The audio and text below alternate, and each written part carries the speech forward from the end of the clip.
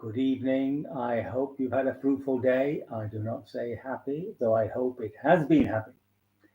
Namo tassa bhagavato arahato samma sambuddhassa. Namo tassa bhagavato arahato samma sambuddhassa. Namo tassa bhagavato arahato samma sambuddhassa. Homage to the Buddha, the blessed, noble, and fully self-awakened one. It's a bit cold these days, with temperatures dropped a wee bit. Right, hold on now.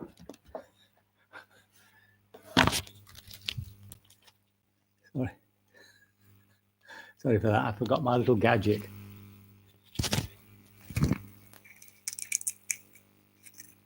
Messing me about now. Okay.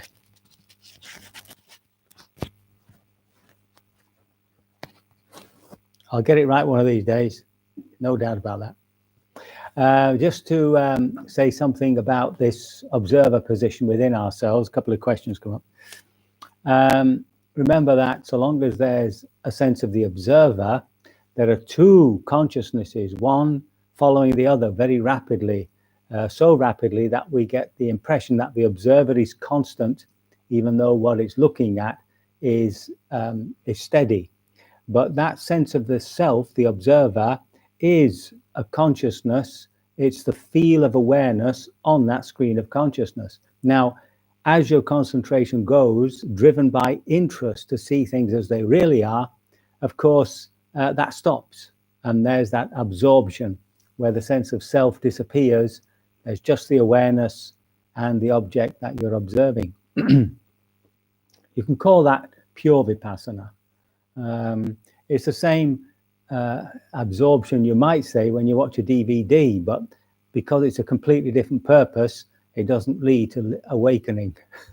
So this practice is about leading to awakening.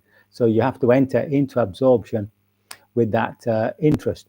Unfortunately, you can't make it happen. It just arises when the conditions are there, the 7 factors of enlightenment. See, and it's just practice. Sometimes it comes, sometimes it doesn't. Sometimes it stays a little bit, sometimes it stays a little bit longer. On retreat, of course, it's a bit easier. In daily life, depending how busy you are, etc. I mean, now that everybody's in isolation, you're of course very contented and peaceful and at ease, and therefore it should arise fairly easily. Maybe. So we want to carry on now to this all the taints. We want to move on, and what we've done is we've seen the first way of overcoming taints, which is through insight, and that actually leads to awakening. But the next one is abandoning by restraint. Just let me remind you of the various ways. So the first one was seeing. We've done that. Abandoned by restraining, abandoned by using, abandoned by enduring, abandoned by avoiding, abandoned by removing, and abandoned by developing. So each of these, the Buddha's offering those different ways to overcome unwholesome states. Okay, so we're on the second section is taints to be abandoned by restraining. So we'll read it through and see what happens. What taints bhikkhus should be abandoned by restraining? Here a bhikkhu, reflecting wisely, abides with the eye faculty unrestrained, while taints, vexation, and fever might arise in one who abides with the eye faculty unrestrained. Now, just this little phrase, reflecting wisely, this yoniso manasikara, that's the bit of Pali. That's a very regular phrase by the Buddha. He constantly wants us to reflect upon what we're doing. I'm reminded of a talk I remember given by a monk where he was talking about reflection and reflecting on reflection. And the word reflect came up every second word. And by the end of the talk, I hated the word reflection. So we have to reflect wisely, not unwisely. And then he goes on to say, there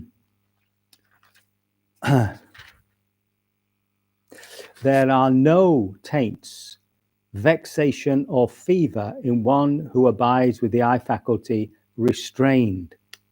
There's no taints, vexation, no discontent,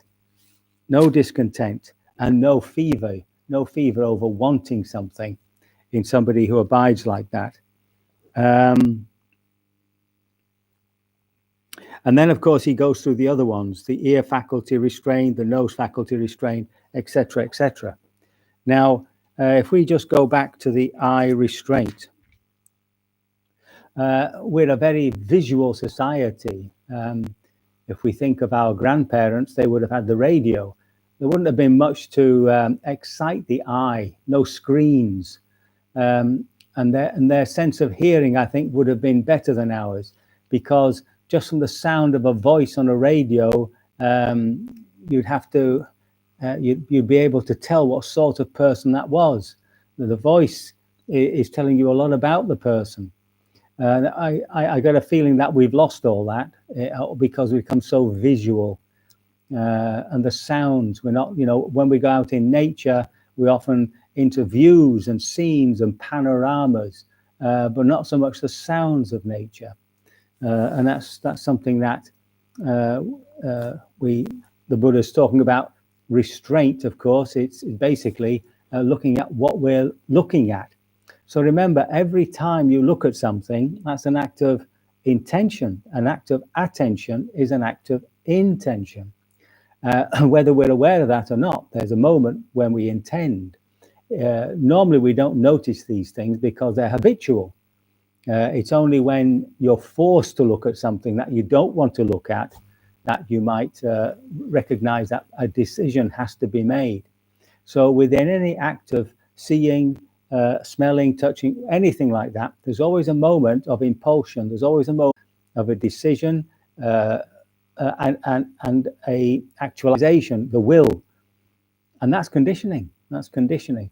One example I have mentioned, which my favorite example, was that sometime in the 80s, there was a loss of confidence in the billboards. And the people who owned them wanted to prove, in fact, that they did have a big effect on people. So they put up a big poster advertising this new perfume. I can't remember what it was called, but it had a sort of an Australian hat on it, with the corks hanging down, stop the flies, and that in the outback, sort of attacking you. And it was given a sort of a funny name.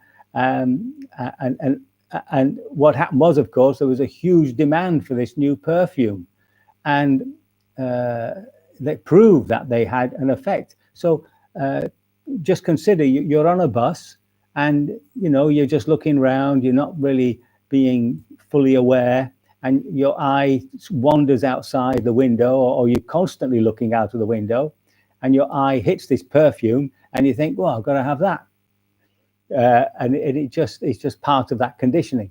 So once we accept that wherever we put an attention, that's conditioning us, right? And that's what the Buddha means by restraint.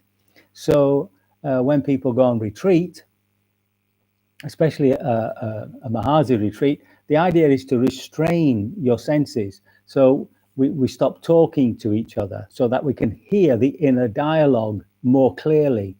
We stop looking around so much so that we can see how impelled we are to see, to look. Here at Satipanya, of course, we've got things like sheep and cows and a pheasant. We've had a pheasant recently. We've actually got a duck on the pond, believe it or not. And she's hidden in the top there, just underneath the Parinibbana Buddha, the Buddha in his death posture. And they say there's 3 ducks. She's attracted 3 ducks. I haven't seen them personally, but there she is. And so there's, as soon as you hear a quack or a beat or something, like now we've got these little lambs jumping around the place, and you want to look, you want to look. Now, on a retreat, that would be distracting. I mean, I'm living here as I am. I do actually watch the lambs gambling and all that sort of stuff. But on retreat, you want to restrain the sight because you want to look inward, right? We're trying to see on retreat how the mind works. Now, that's the same when you're sitting. That's why we close our eyes. Some people like to have them just ever so slightly open, like in Zen. It doesn't matter. The point is you're not looking around, so you can see inwardly. You've not got music going on. You're trying to be silent so you can hear the inner voice, the inner sounds that are in the body, and so on. So this restraint also, of course, is to do with greed and all that sort of stuff. Like you're walking through town and you're looking around, and suddenly you see this. You see the signs. Let me just read the what it says here. Restraint. Here we go.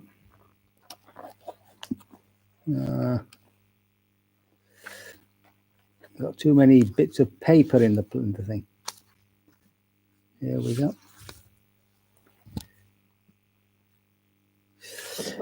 So there's another discourse called the simile of the elephant's footprint.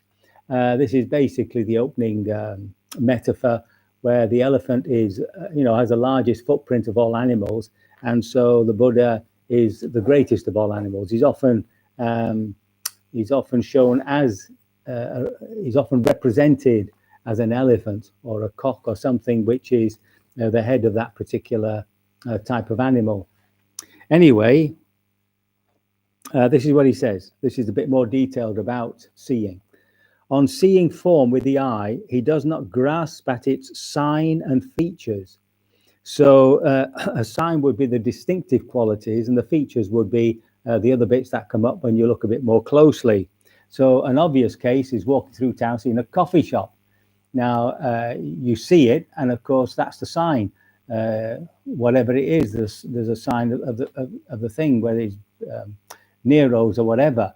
And that's your sign. And then you've got to, if you're right aware and you shouldn't be nipping in there to get a coffee, then you sort of avert your gaze, you see. But more often than not, we hang around there and visions of Danish pastries and other delights begin to invade the mind. And even though you've made a very fierce decision that you won't be nipping into the coffee shop, you find yourself sitting there wondering how you got to that place. And this is what happens when something grabs you. So what he's saying is that if we maintain a sharp awareness, just an awakenedness, we'd catch the sign, we'd catch the desire that comes up with it, and we'd be able to let it go. So since he left the eye faculty unguarded, evil, unwholesome states of covetousness and grief might invade him. So covetousness and grief are just another way of saying desiring or wanting and not wanting, aversion. And he practices the way of restraint. He guards the eye faculty. He undertakes the restraint of the eye faculty. And then he goes through all the other senses, of course, and finally, cognizing a mind object with the mind, he does not grasp its signs and features. So something might come up in the mind where, this happens in meditation, obviously, where you remember something, and before you know it, you're planning your holiday. You're off to not at the moment anyway, but normally speaking, you'd be off to Timbuktu or somewhere in your mind, and then you sort of wake up, and what's happened is the first sign has come up, some idea that you've seen in a magazine or something, or on the old screen, and you've gone into it, and before you know it, you're planning your holiday. So if we're aware and we catch that first image, we should be able to stop it there, you see, or at least make a decision that we won't indulge it. There's nothing wrong, obviously, with going on holiday, and there's nothing wrong with planning a holiday. It's just the fantasies that arise with it often create future disappointment, where you expected sun and beaches is drenching with rain. And then, of course, he carries on, since he left the mind faculty unguarded, evil and wholesome states of covetousness and grief might invade him. So he practices this way of restraint. And he guards the mind faculty. He undertakes the restraint of the mind faculty. Possessing this noble restraint of the faculties, he experiences within himself a bliss that is unsullied. Now, when a desire arises, if we can stay with it to the very end, in fact, it's more obvious the greater the desire. If you can stay with it to the very end of that feeling, without, of course, indulging it, you're there with the wanting, and you wait for it completely end, then you get that sense of release. You get that sense of being released from this obsessive desire. And with it, there arises this contentment, and that's blissful. And it's for us to really recognize when contentment is there, and to recognize that that is the consequence of restraint. That's the consequence of letting go. So when we're sure that that happens, that when we do let go and allow these desires and lusts and all the greeds and the avarice and all that, when we let all that fade away and drop away, the product is this blissful contentment. You see, and if we do it often enough and convince ourselves that is what happens, then of course that makes us want to do it more and not want to get caught up in these desires. So that's a really important line. Possessing this noble restraint of the faculties, he experiences within himself a bliss that is unsullied. Because every time, of course, you let a desire go, you undermine that conditioning. Yeah? And then he then goes into examples of how we maintain that sense of awareness. And now all the examples are usually about monks, because it's the monks and nuns, the monastics rather, who have remembered all this stuff. So they've tended to remember it for themselves. So you have to translate this into the lay life. So for instance, he becomes one who acts in full awareness when going forward and returning. So any journey you're on, you're actually being aware, going to work, going to the shops, whatever it is. It's not as though that isn't part of our practice. Who acts in full awareness when looking ahead and looking away. In other words, we're aware of what we're looking at. I mean, we'll do it when we're crossing the road. That's not a problem. But otherwise, we tend to let the mind just wander. He acts in full awareness when flexing and extending his limbs. Basically, when we're doing anything, we're aware of it. Whether it's as simple as opening a door or doing some difficult work, doesn't matter what it is. We're aware of it. It's within our range of awareness. That's when we're doing jobs, of course. I mean, if you're on the computer and you're typing, well, obviously, often the typing is automatic, and what your attention is on what's actually appearing, what you're actually writing about. Who acts in full awareness when wearing his robes and carrying his outer robe and bowl. So it's a case of being aware of how we look, going down the street, whatever, even privately, just being aware of what we're wearing. It's not I don't think it's something that you're doing all the time. It's just occasionally you're aware of your presence, of how you look. And what it's supposed to do is make you look dignified. That we're supposed to be supposed to have this sense of dignity. Who acts in full awareness when eating and drinking, consuming food and tasting. Who acts in full awareness when defecating and urinating. See, that's a time we'd rather think of something else. Who acts in full awareness when walking, standing, sitting, falling asleep, waking up. As soon as you wake up, bring that awareness to bear. Talking and keeping silent. So in other words, whenever, and basically at all times during the day, we try to maintain this awareness, this awakenedness. Possessing this aggregate of noble virtue, so this collection of noble virtue, this noble restraint of faculties, and possessing this noble mindfulness and full awareness, he resorts to a secluded resting place, the forest, the root of a tree, a mountain, a ravine, a hillside cave, a charnel ground, a jungle thicket, an open space, a heap of straw.